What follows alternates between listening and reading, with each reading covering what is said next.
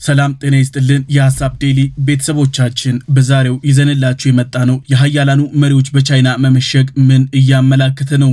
አንዳች ጉዳይ ወደ ቀጠናው እየተሳበ ነው። Russian President Vladimir Putin has now arrived in the Chinese capital. ከቀናት በፊት ትራምፕ በቻይና ጎዳናዎች ሲንፈላሰሱ ሲጎራረሱ ታይተው ነበር። የታሪፍ ጦርነት ወደ ቀይ ምንጣፍ ዲፕሎማሲ ተቀይሮም ታይቷል። ይህ አጀብ ያስባለም ጉዳይ ነው። ለአመታት በቀጥታ የቃላት ጦርነት በተዘዋዋሪ ደግሞ የንግድ ፍልሚያ በእጅ አዙር ደግሞ በኢራን ጦርነት ምክንያት ቻይናና አሜሪካ እሰጥ አገባ ውስጥ ወድቀው ነበር። ቻይና የምትገዛውን ነዳጅ ላይ ማዕቀብ አሜሪካ ደራርባ ጥላበታለች። ትራምፕ ከቤጂንግ መልስ ፍጹም አመፀኛ አልሆኑም። ሙሉ በሙሉ ጸባያቸው ተቀይሯል። ሺን ሲያመሰግኑ ሲያወድሱ እየታዩ ነው። ይህ ምን አይነት ያስተላለፍ ለውጥ ተካሂዶ ነው የሚለው እጅግ አሳሳቢ እየሆነ መጥቷል። ከሃያላኑ ሰላምታ እስተ እርምጃቸው ተተርጉሞ ሺ ኮስተር ብለው ታይተዋል። አሁን በዓለማችን እጅግ ወሳኝ ኃይል የተባለችው ራሻ ብቻዋን ለአመታት በዩክሬን ሰበብ ድፍን አውሮፓን አሜሪካንን ጨምሮ በኃይል በክንዷ መክታ ያቆመችው ራሻ ቆራጡ ቆፍጣናው የኬጂቢ ምርጡ ሰላይ ብቻውን ያለ መሳሪያ ህዝባዊ አመጽን በኮስታራ ቃላቱ መበተን የቻለ ቭላድሚር ፑቲን ቻይና ገብተዋል። ለረጅም ጊዜ በደስታም በሐዘንም ከጎናቸው የቆሙት ሺ ጋር ተገናኝተዋል።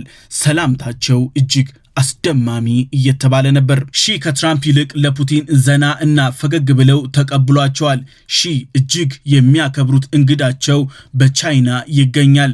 ለተከበሩ እንግዶቻቸው የሚያደርጉትን የቻይና የተከበረ የሻይ ግብዣ ለቭላድሚር ፑቲን አድርገውላቸዋል። እውነት ኃያሉ ማን ነው በዓለማችን ላይ? ቻይና፣ አሜሪካ፣ ራሻ? ይህ ወሳኙ ጥያቄ ነው።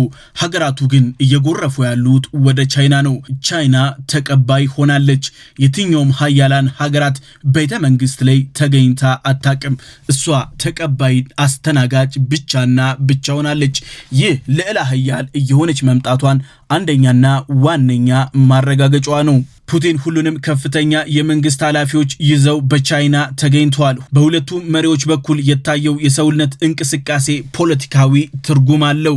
እያንዳንዱ እንቅስቃሴ በቻይና ፖለቲካዊ ትርጓሜ አለው። ሞቃት ፈገግታ፣ እንዲሁም ጠበቅ ያሉ የወዳጅነት ሰላምታ፣ የመከባበር መንገድን ቅድሚያ የመሰጣጠት በሁለቱ መሪዎች መካከል በእጅጉ እየታየ ነው። ፑቲን ታላቅ የተባለ ወታደራዊ አቀባበል ተደርጎላቸዋል። የሁለቱም ሀገራት ብሔራዊ መዝሙር በመድፍ ታጅቦ ተከናውኗል። በህፃናት መዝሙር እጅግ የተጋነነ የክብር ፕሮቶኮል በቻይና በኩል ተመልክተናል። ቻይና ለፑቲን ያሳየችው አቀባበል እጅግ አስገራሚ የሚባል ነበር። ሁለቱ መሪዎች ሺና ፑቲን ከ40 ጊዜ በላይ ተገናኝተዋል። ሺ ብዙ ጊዜ በተደጋጋሚ ጓደኛዬ፣ የልብ ጓደኛዬ ብለው ይጠሩታል። ግንኙነታቸው ከመደበኛ ሰላምታም እያለፈም ጭምር ነው። የልደት ቀናቸውን በጋራ ያከብራሉ። እንዲሁም የልደት ቀናቸው ላይ እንኳን አደረሰ የሚል ይፋዊ መልእክትም ይለዋወጣሉ። ባህላዊ የሻይ ፕሮግራም በሰፊው ይገባበዛሉ። በቻይና ቤተ መንግስት የአትክልት ቦታ ላይ ብዙ ጊዜ ሁለቱ መሪዎች ይታያሉ። ዓለም አቀፍ ኃይል እንዲሁም የጎራ ክፍፍል ሲታይ መሪዎቹ ስትራቴጂካል አጋርነትን በተደጋጋሚ ሲፈራረሙ ታይተዋል። ፑቲን በቻይና ካሉ እጅግ ጥብቅ ጥበቃ ከሚደረግላቸው ቦታዎች እንደ ቤታቸው ይመላለሱባቸዋል። ቦታዎቹ ለሌሎች የውጭ ሀገራት መሪዎች በጥብቅ እየተከለከሉ ናቸው። በሺ በኩል የሚታየው ደግሞ ለፑቲን ያላቸውን እምነትና ክብር ለማሳየት ቦታውን እንደ ቤታቸው እንዲያዩት አድርገዋል። በዩክሬን ጦርነት በምዕራቡ የተገለለችው ራሽያ ቻይናን ብቸኛ አጋር አድርጋለች። ለችግሯም ደራሽም ጭምር ናት።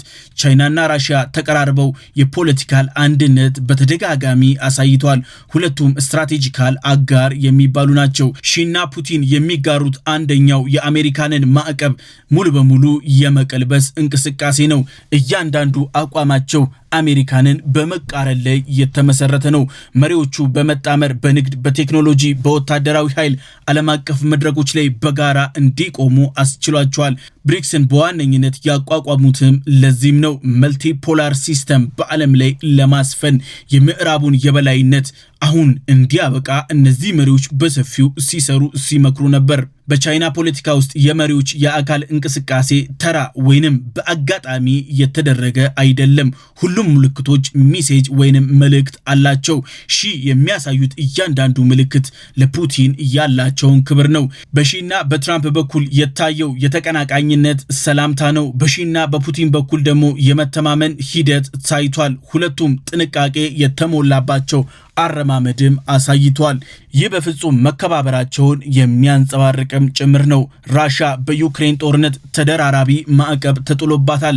አብዛኛው ማዕቀብ እየታለፈ ያለው በቻይና ድጋፍ ነው። ቻይና ራሻና ኢራን ማዕቀብ እንዳያጎብጣቸው ከፍተኛ ጥረት ታደርጋለች። ቻይና እጅግ ጠንካራ የተባለ ኢኮኖሚ ስላላት ያላትን ሰፊና ውስብስብ የንግድ ስርዓት በመጠቀም ከምዕራቡ አይን እሰውራ ሀገራቱ እንዳይንኮታኮቱ ታደርጋቸዋለች። ራሻም ኢራንም የተተኳሽ ግብአት ያስፈልጋቸዋል። ግብአቱን ደግሞ እያገኙ ያሉት ከቻይና ነው።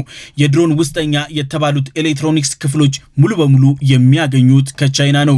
እጅግ ጥንቁቅ እና አረማመዳቸው ጥቃትን ለመመከት ተብሎ ከኬጂቢ የሰለጠኑት አካሄዳቸው ራሱ አስፈሪ ግርማ ሞገስ ያለው ፑቲን እንዳሉት ከሆነ ከቻይና ጋር ያለን ግንኙነት እውነት በእውነት ታይቶ አይታወቅም። ትልቅ የሚባል ደረጃ ላይ ደርሷል። ዊን ዊን ሁለቱንም ወገን አሸናፊ የሚያደርግ ባለ ብዙ ወገን ዲፕሎማቲክ አካሄድ እየተከተልን ነው ብለው ተናግረዋል።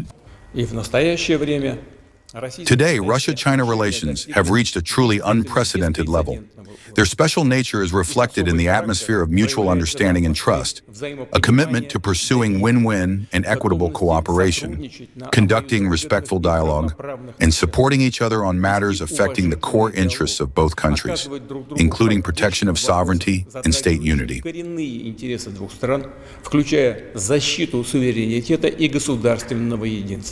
የሁለቱ ሀያላን ሀገራት መሪዎች አሁን እየመከሩ ያሉት በዓለም አቀፍ ደረጃ እጅግ አሳሳቢ ወደ ሆነው ጉዳይ ነው። የመካከለኛው ምስራቅ ጦርነት፣ የራሻ ዩክሬን ጦርነት በየጊዜው የግጭት እድገት ቢያሳይም የሰላም መለሳለስ አሁን እየታየ ነው። ሀያላኑ በሆርሙዝ መዘጋት ምክንያት የኢነርጂ አቅርቦት ችግር አጋጥሟቸዋል። አሁን ችግሩን ለመፍታት መንገድ እየቀየሱ ነው፣ እየመከሩ ነው። ቤጂንግም ሆነ ሞስኮ በዚህ ጉዳይ ላይ ጠንካራ የተባለ አቋም አሳይተዋል። ቻይና ከግማሽ በላይ የነዳጅ ፍጆቷን የምታገኘው ከኢራን ነው። አሁን በሆርሙዝ መዘጋት በኢራንና በአሜሪካ ባህር ኃይል ለሁለት ተዘግቷል።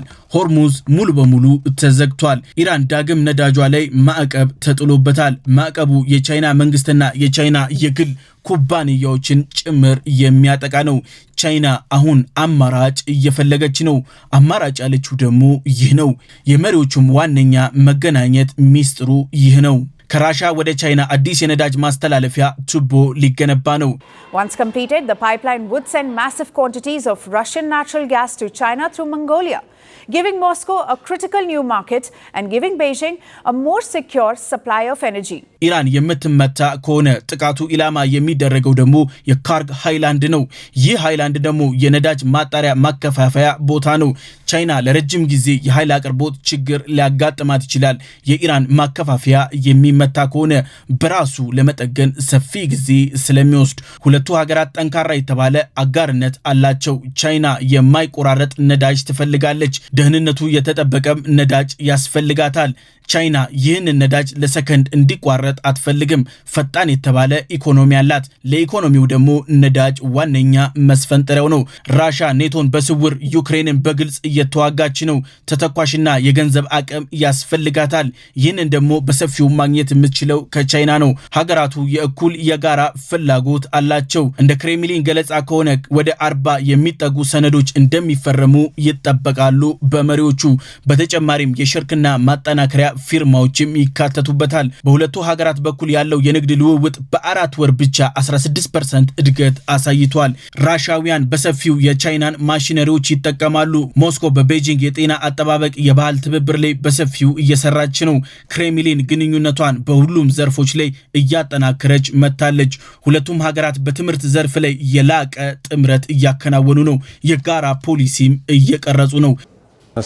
We have very high expectations. The relations are indeed highly diverse. In addition to the trade and economic cooperation, we are actively developing our dialogue in the field of education. By the way, the Russian-Chinese Year of Cooperation in Education will be launched. We are also expanding cooperation in the fields of medicine and culture. In fact, in all possible areas. Every new meeting between the leaders of our two states provides an additional impetus for the further development and expansion of our relations.